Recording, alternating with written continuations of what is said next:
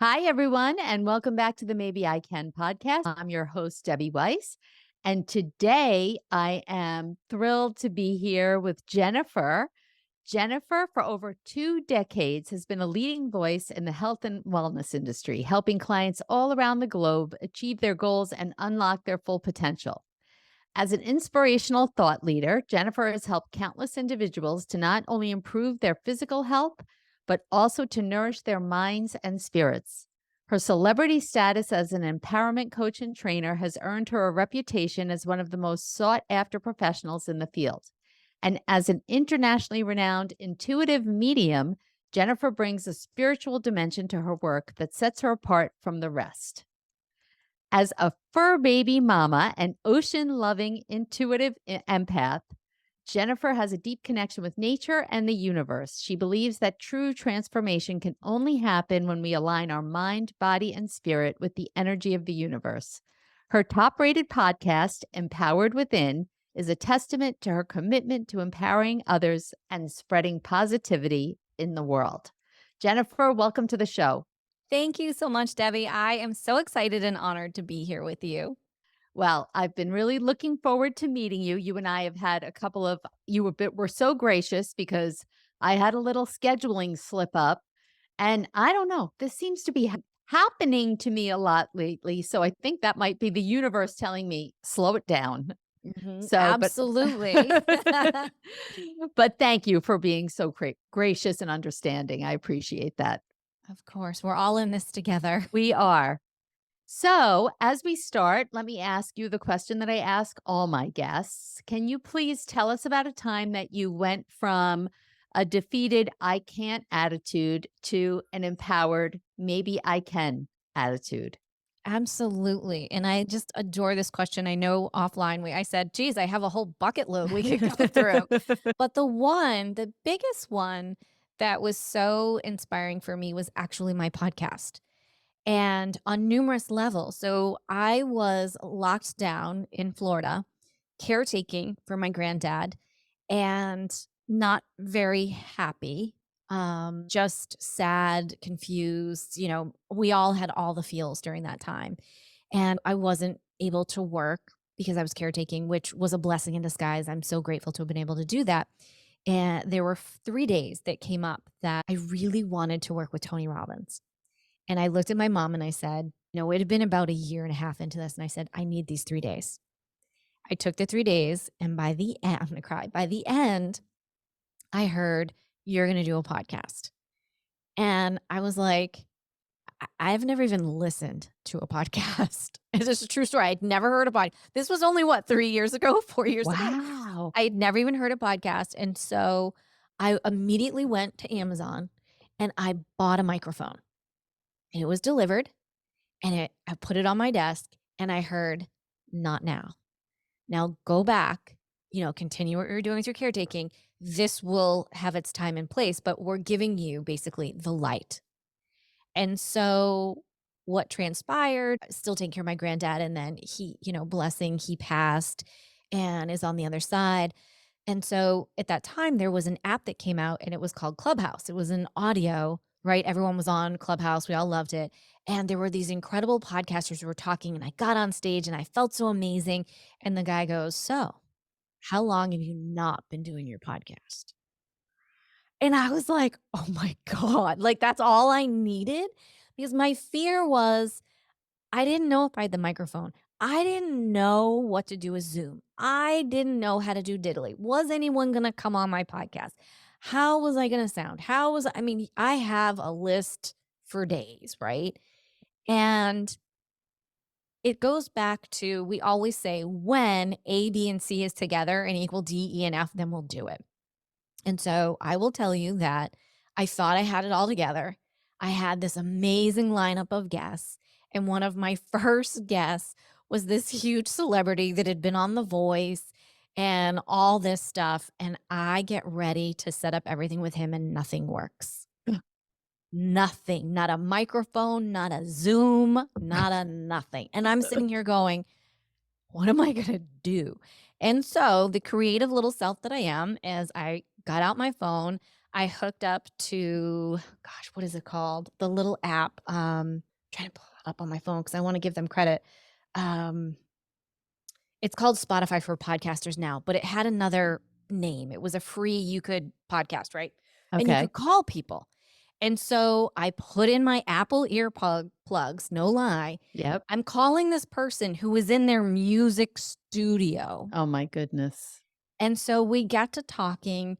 We do the interview. It was amazing. And he's like, wow, this was really great, yada, yada. And I said, I just got to tell you what happened.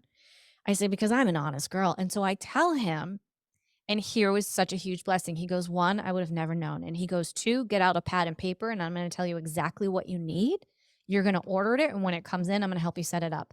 And so out of that, because I always say, look for the lesson and the blessing. Yep. So the lesson was you got to lean into what you're uncomfortable with, go with it, figure out a way, the universe will guide you, and you will receive that blessing. And that blessing was that he had me buy exactly what was in his studio. And from that moment on, all of my compliments were, wow, how did you start with such amazing sound?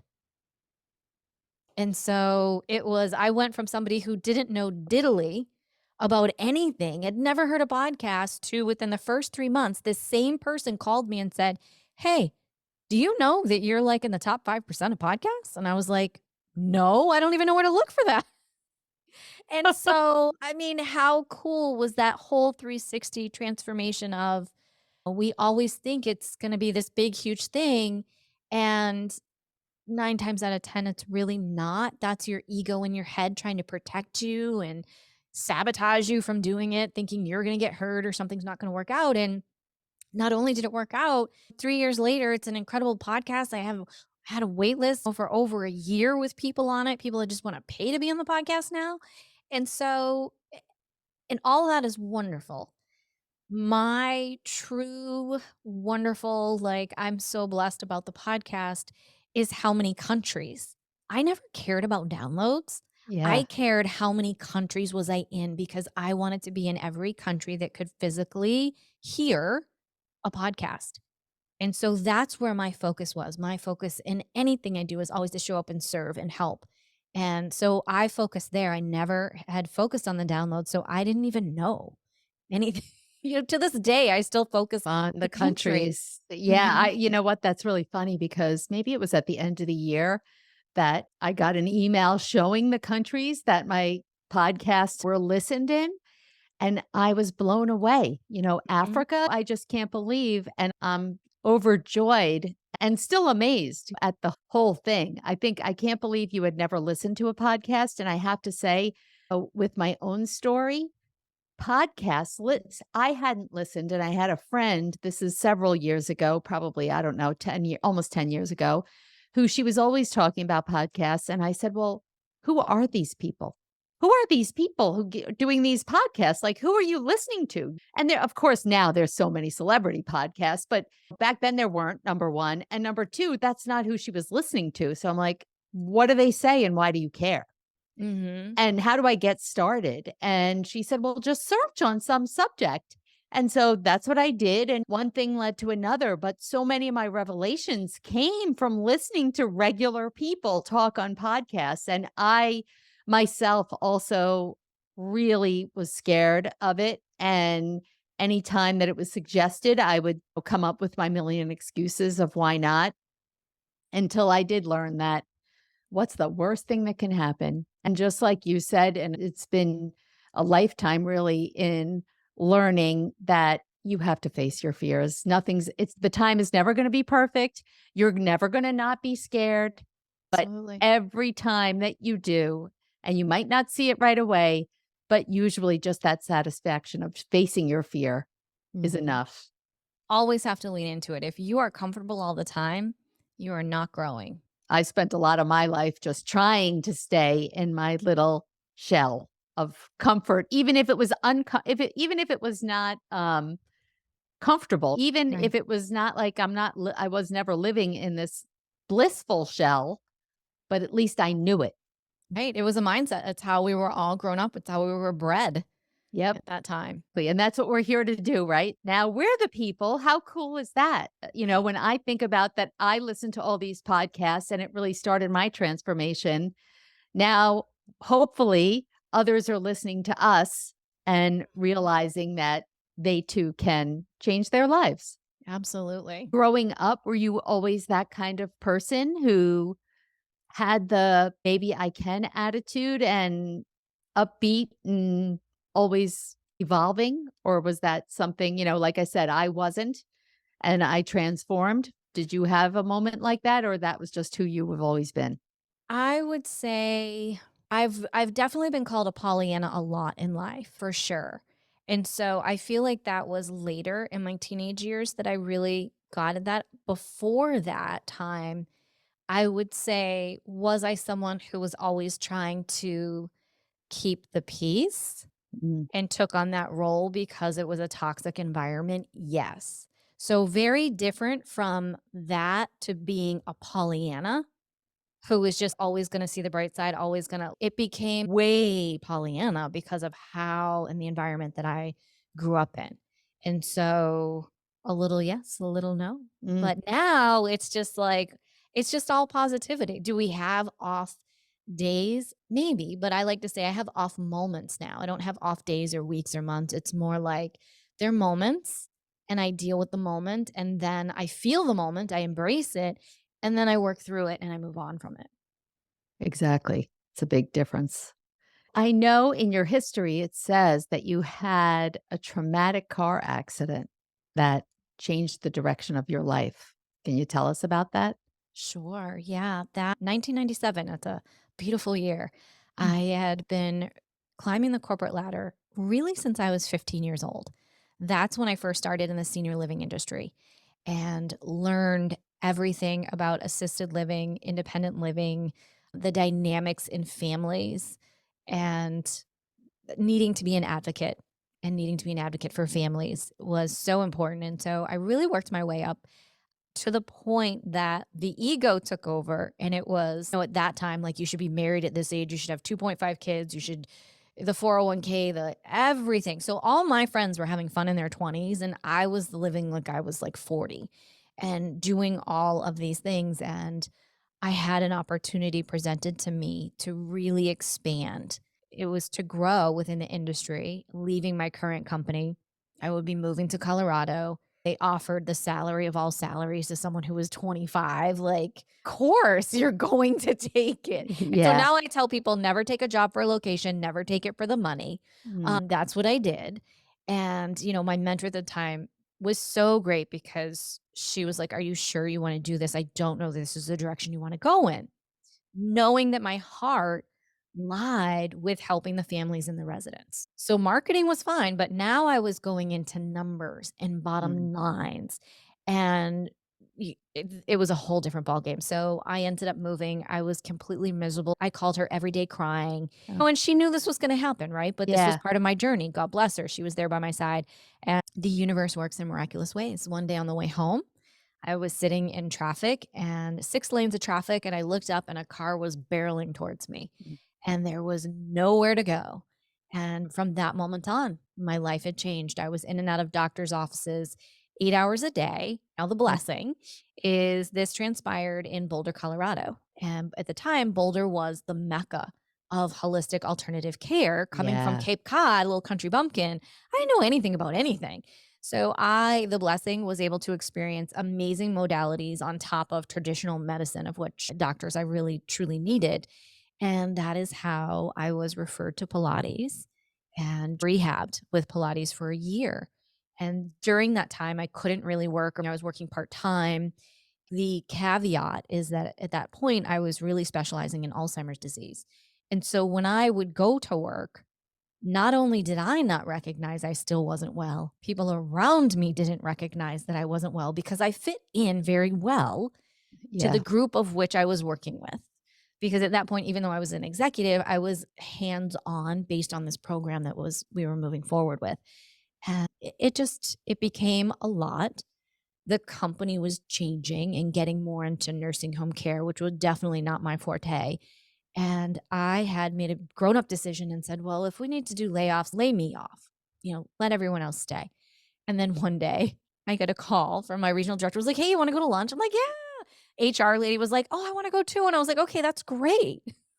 Not even thinking. And at lunch, they were like, "Well," they gave me the whole spiel, and they're like, "Yeah, you're laid off." So, it came as such a shock, right, at that point, because it was a shock to the ego, like, "What do you mean? Did I" Yeah. but it was, again, this huge blessing at that point. I could really take care of myself, which is what I really needed because I couldn't drive to work. I couldn't do anything. There was so much going on, and at the end of this year when I had the settlement from the car accident back, that was back in the day, you could get a little money.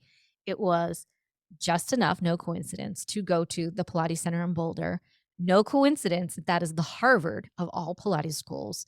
No Mm. coincidence that I trained with a second generation trainers who are still there at the school now, which made me 3 generations from Joe. So, I mean, it was so divine. It was such a beautiful plan, and to be able to experience what I experienced, and my mission when I came out of the school was if I could help one person not to feel pain, to not want go through what I went through, or to release them from what they may be feeling. And now fast forward, it's 24 years later. I'm so blessed to have worked with thousands of people around the world everywhere, and have had studios on the East Coast, on the West Coast, in-home studios, and now virtual studios. And it's just such a blessing. Out of one moment in time, 24 years later, all of these other people's lives have been touched because of that one moment. That's an incredible story. So I suffice it to say that you never went back to the senior living industry. Well, I actually did. Really? I did. There was a new startup, and I am an entrepreneur at heart. Like, I Mm. am all about the juicy starting a business. And so I did. Not only did I do a startup out, it was a short term, I was just consulting. I did a Yep. short term project there.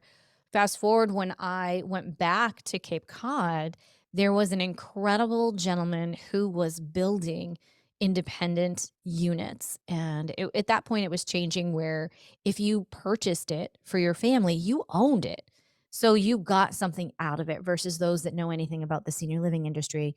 It's just renting and you're just Yeah. tossing money into the wind.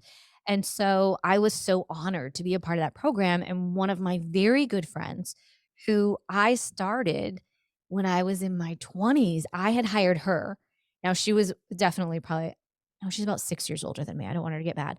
Um, Fast forward now, she was getting to hire me to consult then. So I dabbled in and out into my late 30s.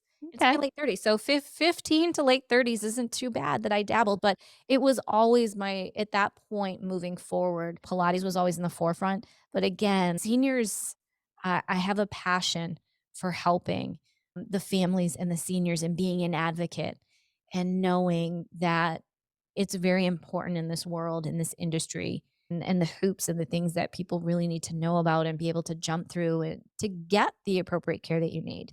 And so, yeah, I'm very blessed to have had all that education from such a young time. So I'm sure you don't know this about me, but I've been a caregiver for over 40 years. And it started when I was 17 for my father, who was 46 and had a massive stroke and survived. And so I too had to learn all about the difference between institutional Medicaid and Medicare and private disability and independent living and assisted living. And back then, this was in he had the stroke in 1981, but I kind of took over Mm. in 85.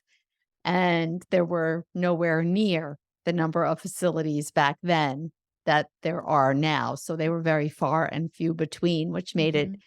even more difficult. So we do have a lot in common that way, and I appreciate how you said about the families because I think that of course in any caregiving situation it's the person who we're caring for who's important, but I think the person or people who are the caregiver need to be paid attention to as well. 100%. I feel they need as much care, if not more. Yeah. And having been on both sides of Mhm. that Yep. fence, Yes, you said I that. Yep. very much resonate. And there was at one point where my grandmother, bless her heart, she was diagnosed with Alzheimer's.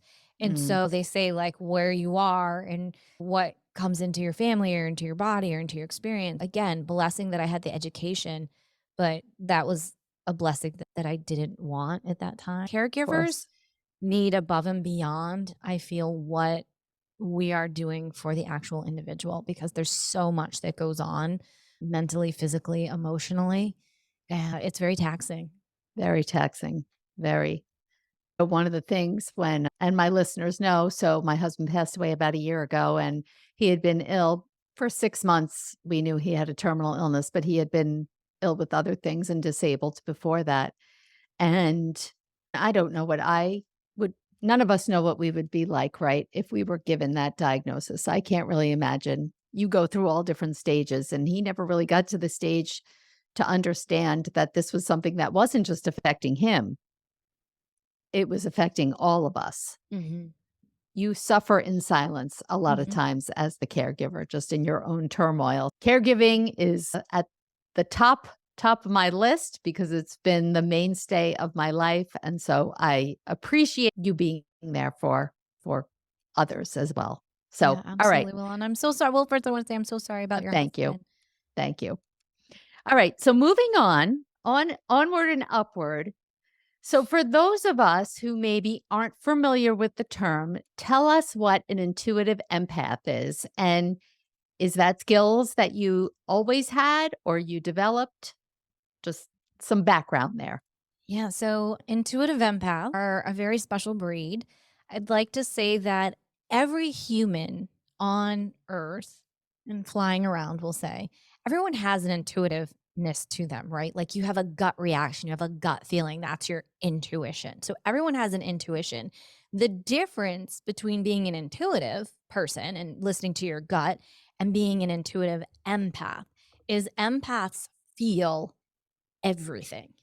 And so I will say, in my personal experience, 90% of empaths are, shall we say, born out of a traumatic event or a traumatic childhood that they've had. You are generally someone who needed to be hypersensitive to what was going on around you, and you were that person who always would make sure that, you were always walking on eggshells. You were always trying to keep the peace, making sure no one was yelling or no one was doing this or screaming or what was going to happen next. And when people ask, like, well, it sounds like such like, wow, how cool are you? And it's like, well, not exactly. It took a lot of work to get here, a lot of work that I didn't necessarily want to go through with family dynamic. But with that being said, that later, when you understand how you are and why you feel so much, and the blessing and superpower that is, that you know so much. So I've had these gifts, I know, since I was 5 or 6. Mm. I don't remember before that. I don't remember a lot of my childhood, which is also very common for an intuitive empath not to remember. And that's a protective trauma response Yes. to things that have gone on. When I fast forward throughout my life, and you look back, hindsight is always 2020, and you know things, and it's when you can lean into it, it's great. But for a long time, until you figure it out, it can really be, you'll hear people talk about it being a curse because you feel everything. And you really have to decipher and learn and take the time to understand who you are and what you feel like versus what it feels like when you're taking on someone else's energies. Mhm. Because when and I speak to those empaths who have come up in a toxic family environment, you will want to take on other people's energies to make everything okay. And so you will be the one that will hurt or feel the pain, but you're willing to take that on so that it seems like everything around you is okay. With that said, I mean, I definitely learned a lot later in life. Now, knowing who I am and using it as a superpower has been such a blessing. And when I went through my car accident, one of the psychologists that I had seen at that point, he had looked at me and said, "Well, you've never lived in your body." And I didn't understand that statement then. I wasn't in the mindset to understand that statement. Fast forward now, it means so much. And I wish that we had pushed further with that therapy. But at that time, it was just trying to put me back together from a car accident. Now, it's very true. Also, as an empath, is you will check out of your body, so to speak, when certain things are going on around you. Mm. And as you grow, though, and you embrace your superpower of just knowing, and you allow that to empower yourself, that becomes a whole nother ball game when it comes to your health, your family's health, when it comes to taking a right or a left at a red light. When it comes to, I mean, I really live my life in tune and connected with the universe now. When I do that, I can be in flow and I just know things. And I've always just known things. And I always say, if people would have listened to me, like, gosh, it would have been so much So it's easier. easier. Yeah. It's been a road. It's been a road. And so my blessing through that car accident was that it heightened all of those abilities, because at that point in time, when I was rehabbing with Pilates, Pilates brings you into your body. Mm. Pilates with the breath work, with the alignment, with the movement, and the movement through the spine aligns you, body, mind, and spirit. So what no one talks about is the somatic exercise aspect, the somatic breath work that is all inclusive of Pilates.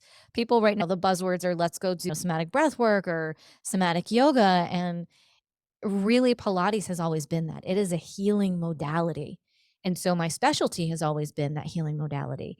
And fast forward, when I had studios or anytime I'm working with a client, then, not now, people would come in pain. They would leave feeling fine. I would feel their pain. Mm. Interesting. So it became needing to understand what that meant, working with myself and my setting healthy boundaries, and then really understanding that I could look at someone and know exactly what was wrong, exactly, and I still can, exactly what's going on in their body, work with them to heal that and fix that in a whole nother dynamic than the average bear. It's kind of like even any sort of coaching session with me. Someone will come in and we'll have an hour session. That's like 4 hours of therapy because I'm able to just get to the root cause. We distract the root and then we fill that area with the love and the compassion and all of that empowerment that's needed in the healing in that area. Again, lesson to a blessing. That's so interesting because when I first started coaching, one of the first areas that I was focusing on was caregivers, obviously, because of my history and because those are the people that I wanted to help the most, I could relate to. And when I started having one-on-one sessions, and it wasn't to really help with their caregiving situation per se, but just their own health and prioritizing their own self-care. But of course, I needed and wanted to know their backstory, but I would come off those calls feeling it too much. Mhm. And I was already in my own space of dealing with my own caregiving situations that were going on. And at the time, I just said, I can't. I Mhm. can't because it was just overwhelming for me. It absolutely can be. Like I totally hear what you're saying. And there are times where some of my sessions can get that way. And then I just know now though, I have my toolbox of Yes. how to clear, how to release that. I would love nothing more than to be able to go and volunteer every day at the animal shelter.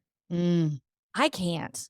One, yeah. I'm an animal communicator, so I know exactly what's going. I can hear them, I know what's Oh, going on. But two, I know it's the same thing. I don't know now, being who I am today, as much as I would love to go back into like the retirement community setting. yes. It was very difficult when my grandfather was in hospice because I was feeling everybody in the hospice center. Like it's just too much. Yes. And that's when I tell people it's okay to set a healthy boundary and go, I can only do A, B, and C. That's just not for me who I am now. And it's because you've evolved and you've grown. It's not a deficit to who you are. So let's go back to Pilates a little bit. How does, I've done it a few times with the machines and everything, and I actually found that cool and interesting. I did a private lesson once or twice, and then on the mat, and I found it too much and not enjoyable. I'm being honest, right? On the I guess mat or on the equipment? on the mat. The equipment I actually liked more. Mhm. But on the mat, I felt like and maybe it was my instructor, they weren't differentiating. And so other people and I have had surgeries on my back, so I have to be very careful, and I know that Pilates is all about strengthening your core, but yet you gotta meet someone where they are, right? Correct. Yes, you absolutely do. So the beauty again of how I landed into Pilates was my own rehabilitative care, which means I Right. specialize in rehabilitative care when it comes to clients. And so I will say this. So when Joseph Pilates designed Pilates, it was called Contrology. This was back in the 1800s over in Germany, for those that don't know the whole backstory. He was in a concentration camp and decided that he was going to take the beds, if you can think about the crazy twin beds with the springs and this, that, and the other thing.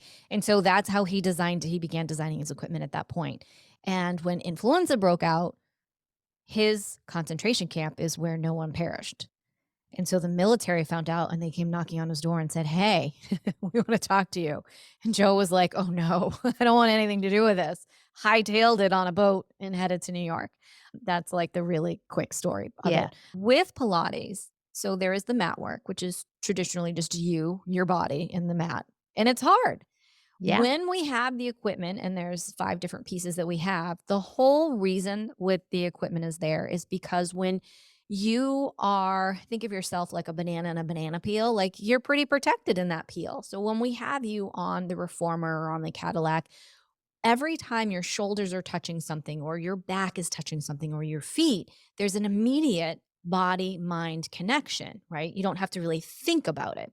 When you are just on the mat and someone is saying, like, bend your knees to tabletop and curl up chin to chest, and you have to, at that point on your own, find the mental connection, the neurological connection between the body, mind, and the spirit, being your breath work at that point in time. It is harder. It's 100% harder.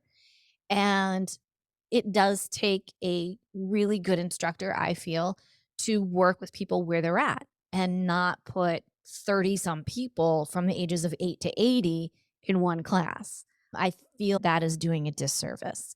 And so it can be very challenging, but can you start on the mat work and absolutely start as a beginner and be amazing? 100%. It's all about protecting the head, neck, and the low back Mm. and being able to connect into the core and doing it in the right way. And there is a system to Joe's madness, as we call it. There are steps, there are exercises, there's a whole system to it. And when done correctly, they say that Joe says in 10 sessions, you feel a difference. In 20 sessions, you see a difference. And in 30 sessions, you have your new Pilates body. And it's true. It isn't a gimmick. It isn't this 1995 sale on a television. It's true. There is no doubt when I'm working with clients I always say we always start out at a minimum of 3 sessions. I say at that point we've dated. You either love me or you hate me. And well, everyone just loves it and keeps going. But it takes those 3 sessions. And I want to let everybody know, it's whether you're in a mat class or in a private session, it's going to take 3 real sessions for you to understand, one, what someone is talking about, these new Mhm. exercises that you've never done. Two, hopefully they're focusing on your breath work. And three, trying to engage your muscles while you're doing a movement you've never done and trying to breathe. So please give yourself three of classes, 3 sessions, three something. That's the key. That really is the key. So you weren't crazy. The mat is the hardest. Joe used to believe that out of the hundreds and hundreds of exercises that we have, you would take one exercise and you would master it on Mhm. all of the equipment and the mat before you got to move on to the second exercise. Wow. Mhm. Interesting. Mhm. Interesting. Now you do this virtually, right? People don't Yes. have to. I'm assuming then obviously you're doing it on the mat. You're not sending everybody all their reformers and stuff at home. No, I would love to. I do have Wouldn't that be private client nice? it is. I do have some clients that do have equipment in their home, Yep. and I can guide clients to, if they'd really like to purchase a reformer in home, to get one that's reasonable, Yeah. being under $1,000, by the way, that you Not can get in bad. your homes. Absolutely, they can fold up and you can hide here or there. So yes, you can have at-home equipment, and that's usually in a private virtual training with me. most of my classes, actually all of my classes, are you, me, and the mat. And then I say, hey, grab 2 water bottles, or if you have a light set of free weights, that's great. And we have a great time. And we work out and have fun and have good music and a good community of people that are all looking for optimum health, all wanting to feel better in the body that you're in. And hey, who doesn't want to lose inches, lose weight, sleep better, de-stress, and not be in pain? I mean, it's a Uh, one-stop shop. exactly. Can't beat that. So, Jennifer, as we're coming to a close, before I ask you to share some of your specifics, any final thoughts, messages that you'd like to tell our listeners? Maybe somebody who is looking to start changing their lives, not really sure where, or maybe they're new to exercise and the whole mind, body, spirit connection. Well, I would say I am happy to continue the conversation with any of you. Always help people to customize and guide them to what's best. I generally don't have set programs for private one on ones, but I can guide you to what is best for you, whether that is an on demand subscription based on your time, based on finances, or maybe that's jumping into a group setting where we do live classes and on demand and have that sense of community. Or maybe that really is a private one on one because you have that time and you really want to dive there first before you jump into the group setting or onto an on demand. So there's lots of different options. And I always like to set up a complimentary consult with people to really get to know who you are, where you're at, and what are your goals mentally, physically, emotionally.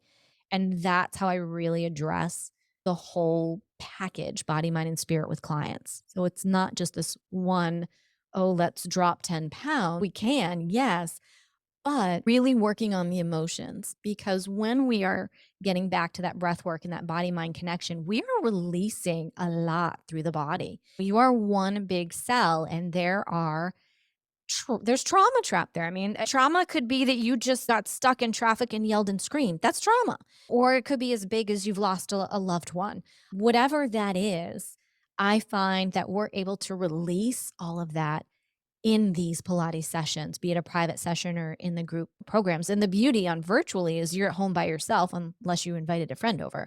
So you have that ability to connect on such an amazing level that you wouldn't say if you just went down to the gym and jumped into a class. And Yeah, so that again goes back to the superpower and transformation and empowerment that my community, when we're working out and working together, really is able to cultivate. wonderful. You told me before we came on air that you're kind enough to have a special offer for our listeners. So, why don't you share that with them? Yes. So I have this, I call it an incredible program because I think it's really incredible. It's called the Empowered Pilates Transformation Program. And it's just that it's an empowering, transformational 8 weeks, you, me, the mat, virtually, an incredible community. There are 3 live classes that we do. And then there's also replays on demand. So there's no excuse. Plus, you get a whole library of on demand workouts, meditations, a daily journal and a private consultation with me. So, wellness consultation, so that we set you up the best way possible. We set you up for success with this program. And so, we're going to have a special code so that you can have 20% off. And the code was here before we were talking. Oh, wait, here it is. The code is MICDW Oh, 1 2. I love that. Maybe Right? I can, Debbie Weiss. Yes, exactly. And so we'll be sure to, I'm sure, put that in the show notes Absolutely. and have a link so you can click over.